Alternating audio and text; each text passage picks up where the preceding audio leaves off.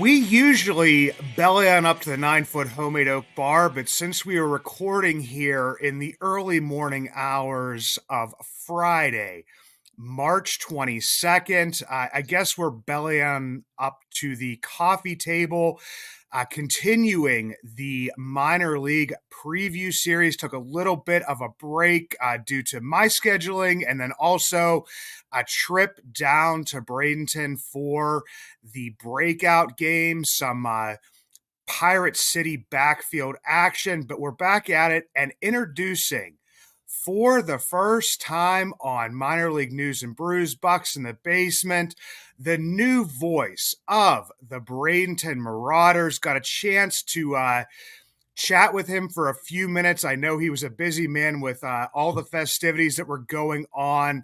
Thomas Zinzarella, by way of Providence. Let's see here. You've been a lot of places, man. The Orleans Firebirds, Yep. the Billings Mustangs, the Biloxi Shuckers, the Hudson Valley Renegades. Thomas, how you doing today, brother? I'm doing well. Yeah, it's been a long journey. New England guy going out to Montana, my first affiliated ball experience, but happy to be here and landing my feet in Bradenton. And this year, I know getting to experience my first spring training. So that's something I was really looking forward to when I took the job, and definitely happy to be here. Yeah, and there have been some more changes that have been going on with the Bradenton Marauders. People may not have noticed. There is a new manager. Jonathan Johnston, who had been with the team for the past, I believe, 3 seasons, Mhm. still with the organization, but we got a new manager, not new to the organization, in Jim Horner. Also, Scott Siebel, who had been with the Yankees and the Marlins as a hitting instructor, he's in there as well. New integrated baseball performance coach, which is something that Ben Charrington and John Baker have been really big on, bringing in those guys that are not only there to help coach them, but it's also the stuff that goes on outside of baseball. The only thing that's really sticking to them is Matt Ford is back for a second season as pitching coach, but Bradenton's seeing a lot of changes this season. Yeah, you got a lot of guys that came up from the FCO. That's where Horner was, and so he worked with a lot of the coaching staff that's coming in this year. You just kind of see that a lot where they go from the FCO to then single A, and obviously it's just down the street from Pirate City, so it's not too far of a trip down the road. I've had a chance to talk to Jim a few times so far. I haven't really met any other the coaching staff yet. I believe we do have something planned maybe next week. It's the perks of being right here by the complex and everything for spring training is that you get to meet a lot of the coaching staff before they get to your Philly. Usually, you said used to being high A and double A, and we're the ones that are waiting for the players and the coaching staff to get to you, 2 3 days before the season starts, and you get one of those two practices in. But definitely the nice perk is you get to do that, and you get an experienced guy like Jim Horner, who's coached out in high A before and in the Cali League out there, and former player himself in the minor leagues for a number of years, and he's a West Coast guy, Idaho guy, so but he loves it down here in Bradenton. And you mentioned the FCL, and this is something that we kind of got into when we did get a chance to chat was, the changes that have been made to the FCL season. It's starting about a month earlier, ending about a month earlier, right around the draft time. Previously, some guys would, make their way over to Pirate City, play some backfields games in the FCL.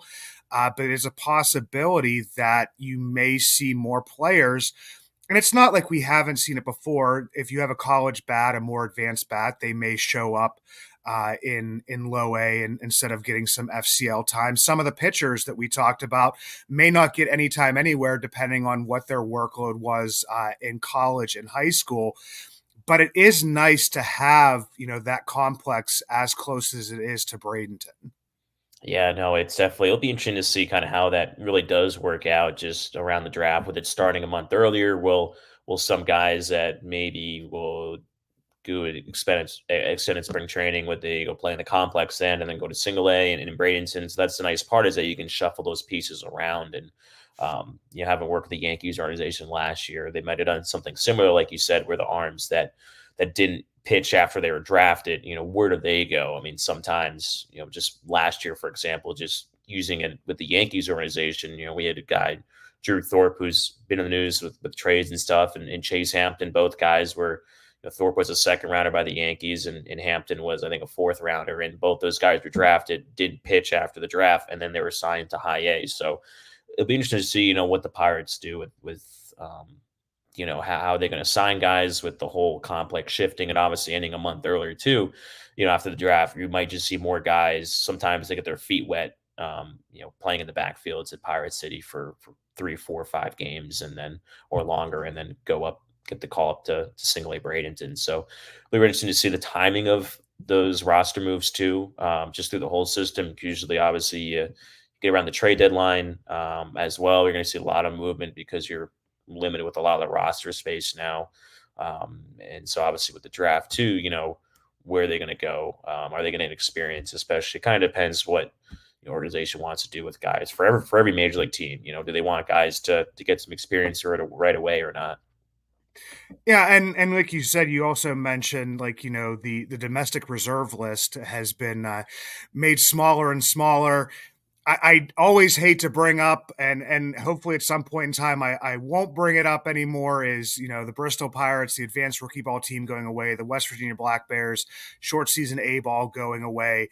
I kind of saw the writing on the wall that the domestic reserve list would be made a little bit smaller, might have to make some decisions concerning the rosters a little bit earlier, maybe getting a look at some FCL guys before the draft comes up. I don't want to see anybody go anywhere. Don't want to see anybody, jettisoned off those rosters or off the reserve list. But I don't know. It's the business. It's the you're doing business. You have to do those kinds of things. But one thing we'll get into a little bit of the preview here, because it kind of seems like a lot of the stuff is happening up in Indianapolis, Altoona now, when guys, are their option there because they are already in the major league camps.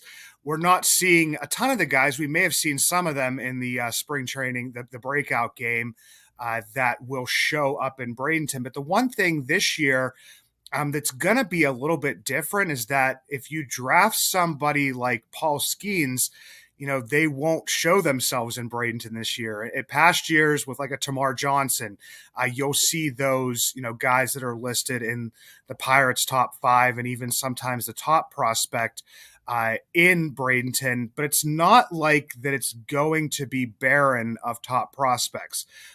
You got Michael Kennedy, who should see some time there possibly, Xander Meath, Zungshuk Shim, Esther Suaro, Yordani De Los Santos, Johnny Severino, Omar Alfonso, and Manuel Torrero. So there's still going to be a decent amount of top 30 prospects there in Bradenton that you're going to get to put eyes on, because everybody knows everything starts in Bradenton.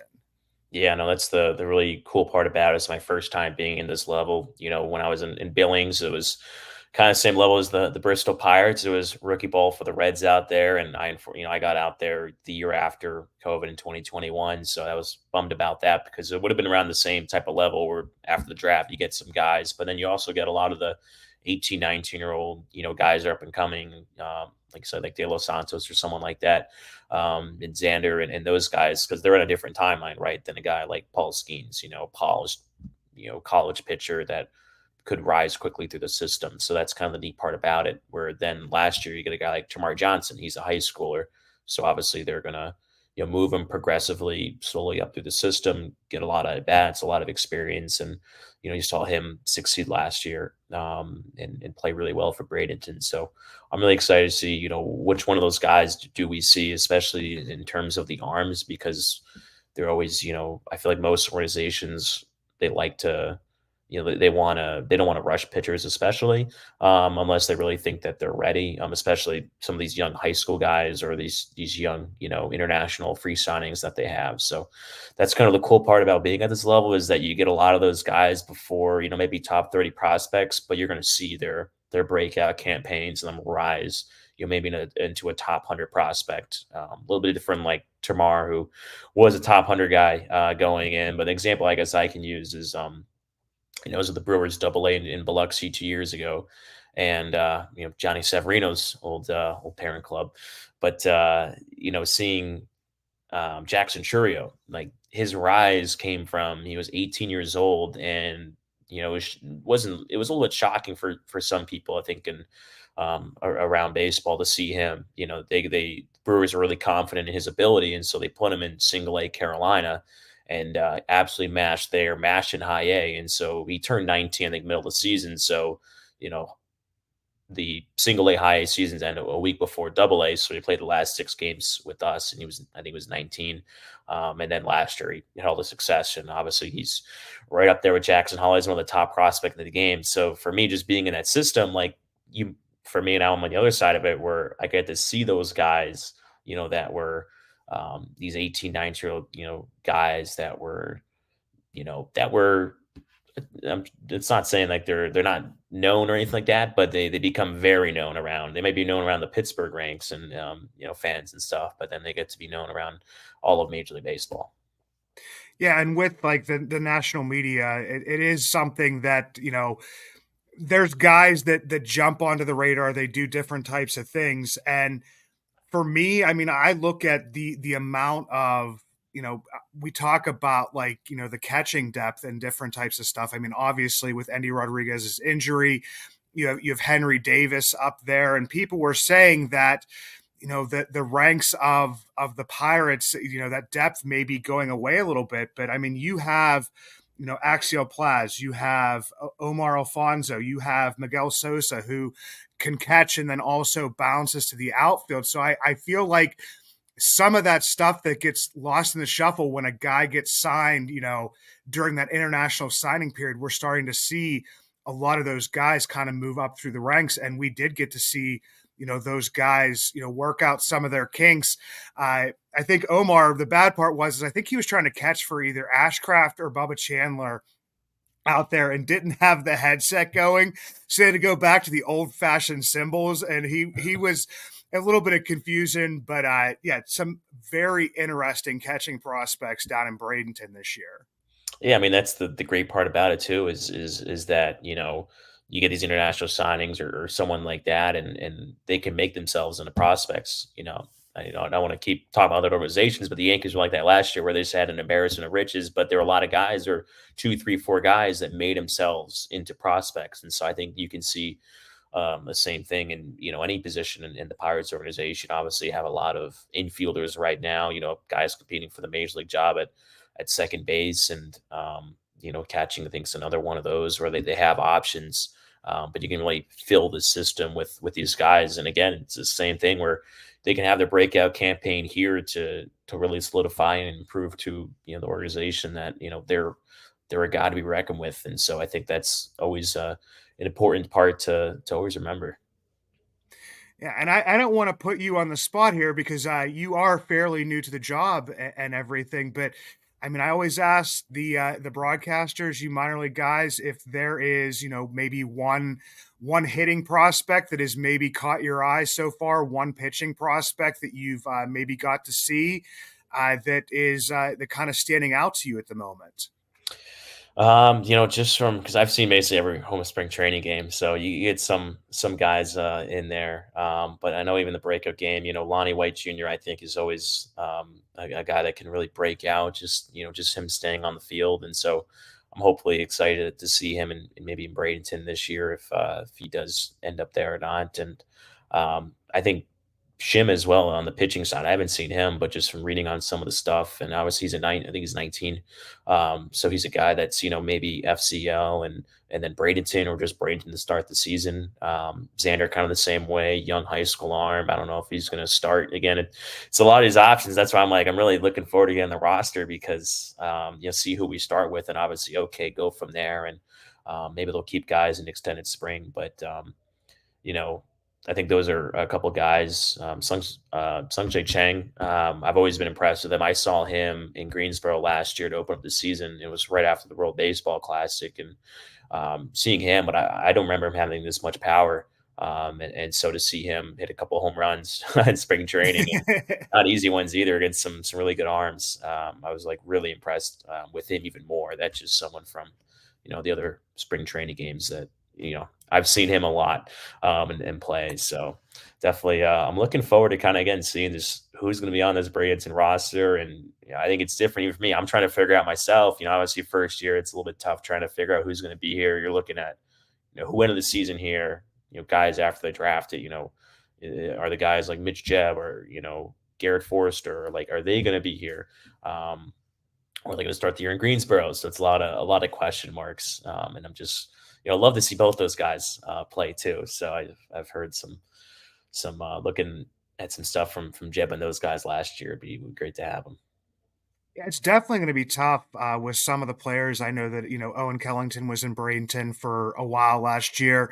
You never know what Ben Charrington and John Baker are going to do. Sometimes they like to give those guys a little bit of that runway to take off to get some success at the lower levels, but then they other times are very advanced with their placements. So with the guys, that's why Greensboro and Bradenton I probably start a week later is because you're gonna have to make some of those tough decisions. Guys, that played in the FCL last year, are you going to start them, in the FCL depending on how much time they had?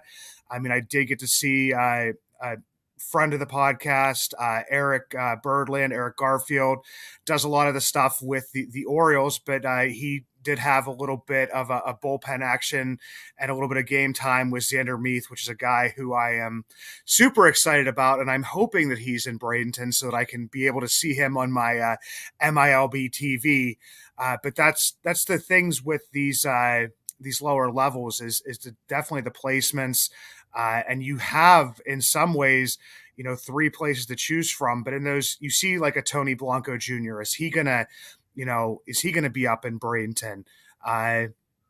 A lot of different guys, because even your Donny De Los Santos showed early on that he was maybe a little bit too big for the FCL last year, but then kind of struggled when he came up to Bradenton. So that's the thing. Like these lower levels, man, it gets very tough as to see exactly where the placement's going to be. Yeah, and I think too, like a guy like De Los Santos, just from I think looking at his numbers and a little bit, like it's a guy like that. You see him a lot of organizations like that where, they challenge him late in the season and play 20 games or so or whatever he did in single A, and then that's kind of that kind of helps me, someone like us, decide okay, like are they going to be probably will start the year in single A and see if they can build that success then and meet that challenge. And that's the thing too. It's like go back and forth. It's like you realize like, they're only, they could be 18, 19, 20 years old, some of these international guys. And so, or even 21 and 22. And you forget that like they could be 21 in single A, but it's still almost on the young side because anybody coming out of the draft would probably be about the same age. And so if they start the year age 21 in single A, like they might be able to progress to high A and double A, just depending on, how well they play during the season. So that's why I always say like this level is gonna be really interesting because, some of the pitching, are you're gonna have some of those younger arms here or guys that were 22-year-olds, and so you might see pitching. I've always said I think pitching is always dominated in a way, single A and high A, so that's where you could see some arms, and that's why I'm very intrigued to see 19-year-old guy like Shim if he does at any point pitch here in Bradenton, because again usually I feel like pitching always does kind of dominate these lower levels. Yeah, and the other part is that, when the Pirates drafted guys last year, they had some starting pitchers who they used in kind of like relief roles. They did draft a ton of college arms last year, and a player like that sticks out to me is like a Christian Curtis. Hmm. A lot of people didn't know kind of who he was. Obviously, at the breakout game, made a little bit of a name for himself there. But could he possibly be in Bradenton to get stretched out and not thrown into And I mean, I'm going to be covering and previewing Greensboro next week, and I hate to always bring it up, but the size of the ballpark.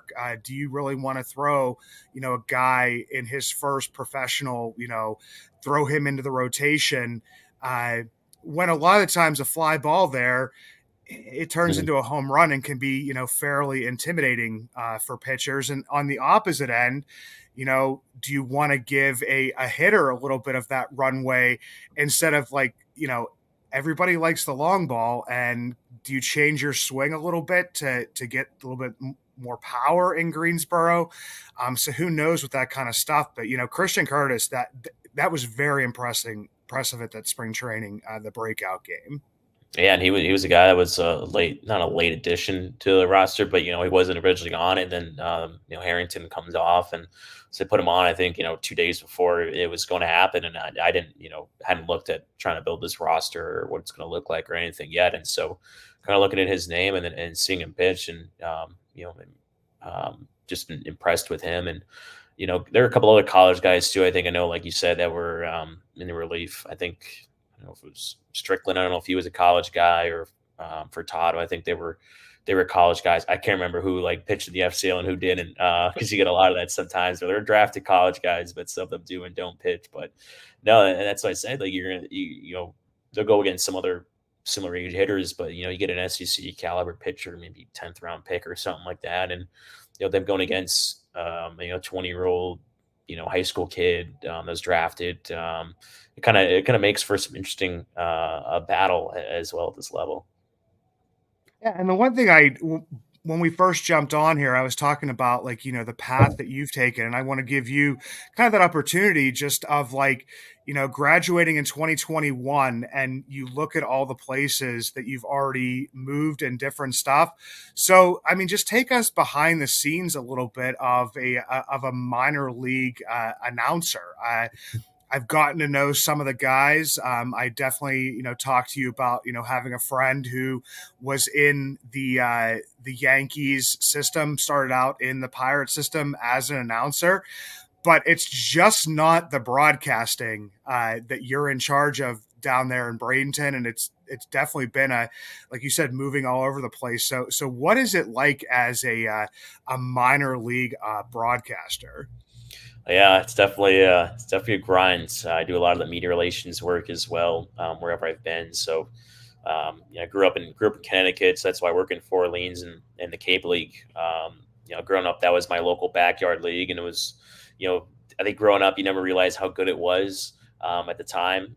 And 1 in 7 major leaguers have played on the Cape. Like growing up, I remember used to the baseball clinics up there, and so Matt Wieters was my clinic coach one time. I was a catcher, a left-handed hitter too, and so getting to, I was like 7 years old maybe, and I was like, I want to, I'm a catcher, and going to work with a guy like Matt Wieters who goes, top 5 in the draft by the Orioles and wins a couple Gold Gloves, All Star. It's pretty cool to have that in your back pocket, even too. Then when I realized I want to work in baseball, to have that in my backyard, I'm like, my grandparents had a house there growing up, and so, you know, always been around that league and got to intern there for a few summers. And that's where I met Jack McMullen up in Indianapolis now. And Jack and we weren't the same team, but we got to meet on the Cape and that summer. And I remember, I was there in 2018 and 2019, and, COVID kind of cut short my 2020, but, I remember seeing Nick Gonzalez up there play and for Katuitt, and I was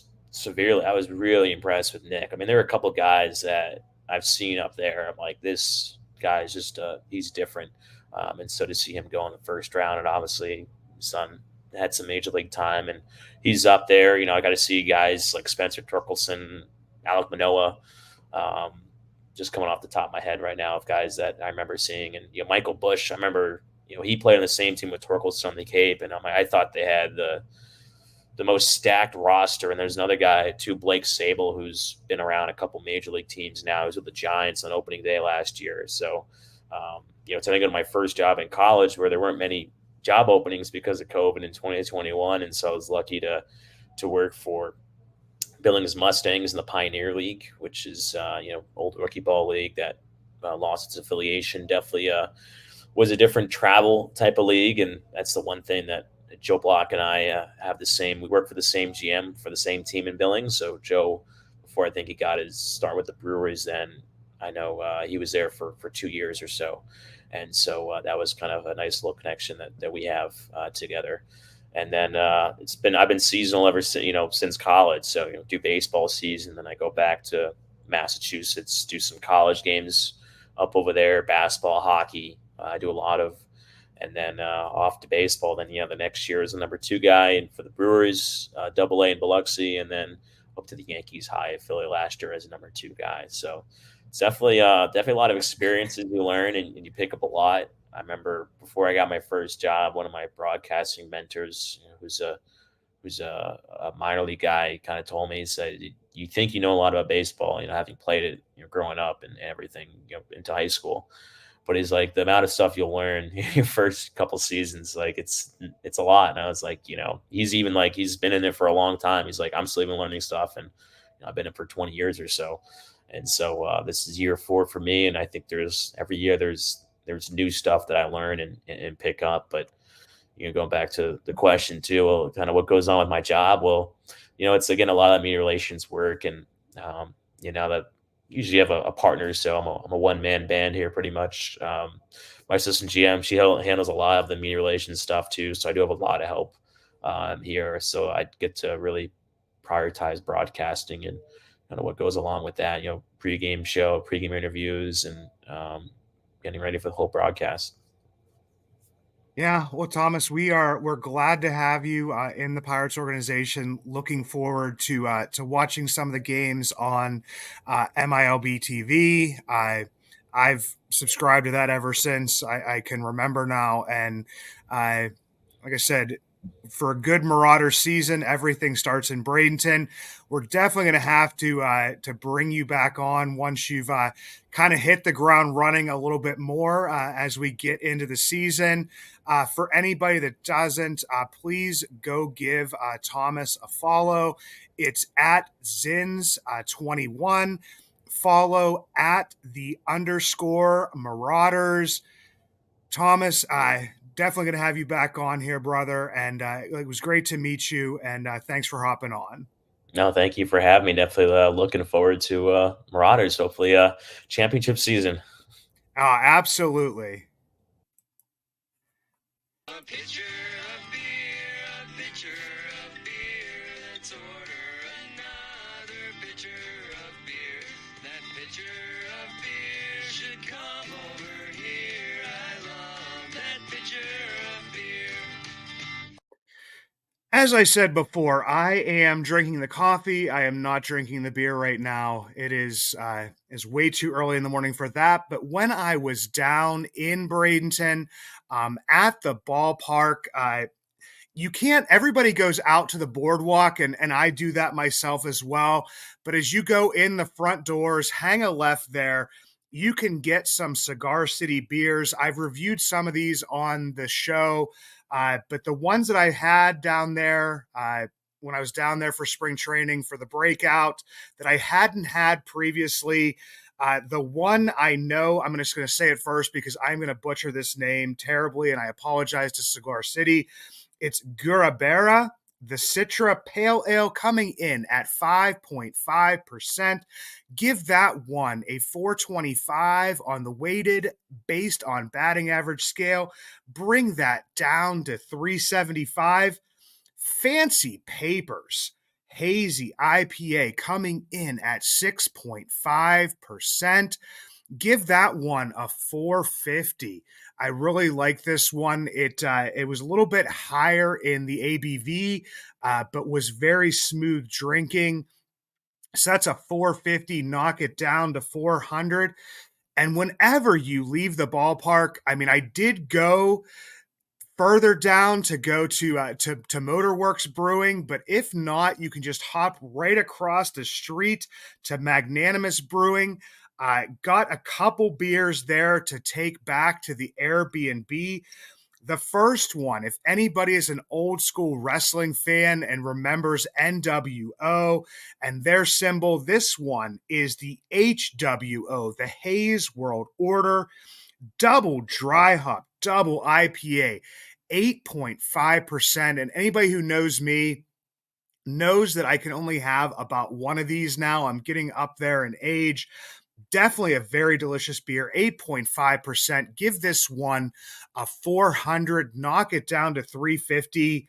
And then the Ride the Haze craze must have some Metallica fans in there, because this was like the Ride the Lightning on the can. A very cool can. I'll have to share the picture that I took of that can. It's a Citra IPA coming in at 7%. Once again, a little bit heavier for me, but this one had a great taste, was probably one of the best beers I had when I was down there. Give that one a 475, knock it down to 425. As I said earlier, going to be doing the Greensboro Grasshoppers as the last part of the preview series before the season starts next week.